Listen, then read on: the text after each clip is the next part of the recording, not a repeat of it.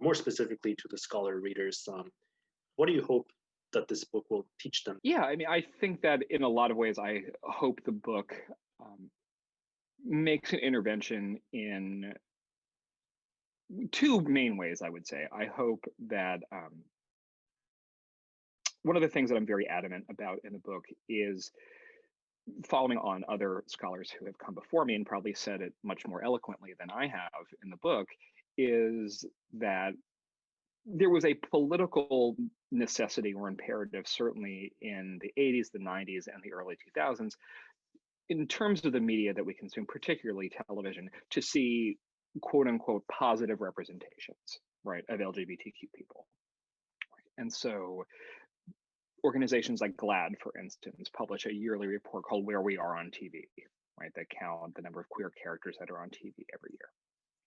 And so the assumption being that positive representation will ultimately lead to progressive political change, right? Or at least that's the hope, right?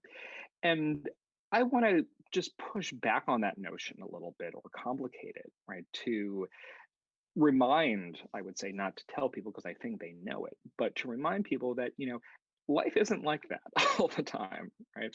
And that a lot of these texts that I deal with are about, queer people who are painted as villains, right? Some of them sympathetic, some of them not, right?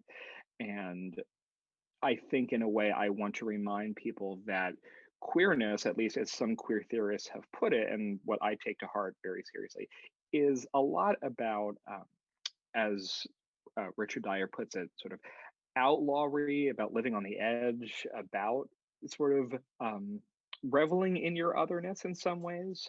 So that what Lisa Dugan calls homonormativity, the push to be, a gay person, but to assimilate sort of into straight culture, right, is something that this book really resists, right? And that reminds people sort of where they came from, and of their history, excuse me, in that sort of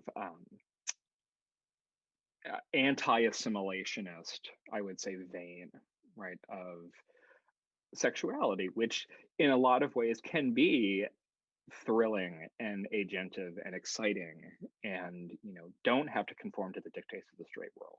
So that's one thing that I hope the book can contribute.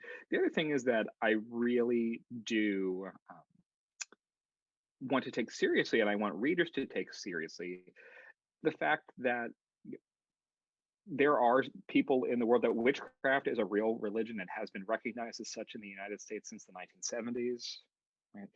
And so I want people to take that seriously. I want people to not think, oh, people who believe in witches and the supernatural or the occult are just crazy crackpots or whatever, or that the entertainment industry is simply exploiting this for dollars, which of course they are, because the entertainment industry does that best.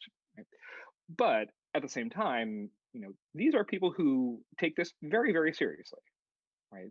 And who you can talk to people time and time and time again who will tell you very eloquently about their relationship between, say, being a witch or being some sort of esoteric or occult practitioner and their sexuality. There is a real life link there, right?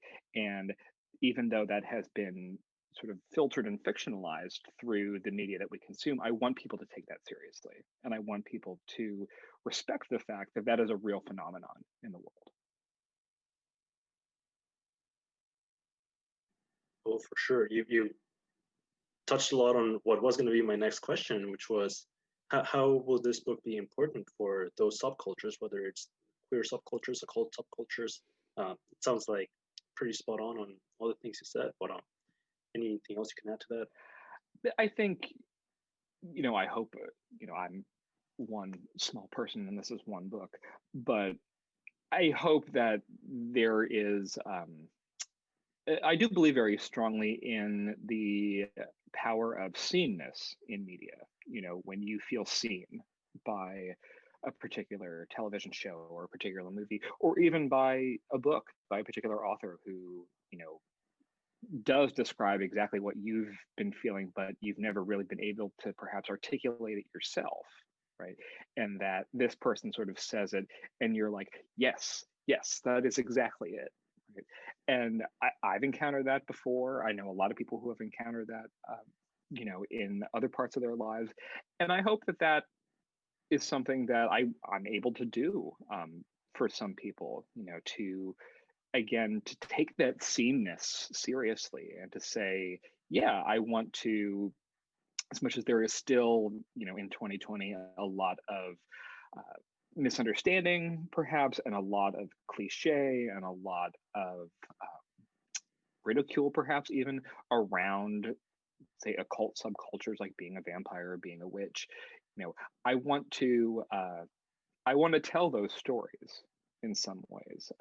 And part of me, it, if I had to do the book over again, I would try to, if I could, to make it more ethnographic. I would try to include interviews with people, though being an academic, that's really hard because of something you have to go through called IRB, which is about using human subjects for research. But that's something that I really hope I can do in the future, right? If I continue in this line of research, which I hope I do, is to assure those people that I'm an advocate and that I am someone who wants to tell their stories the truest way that I can.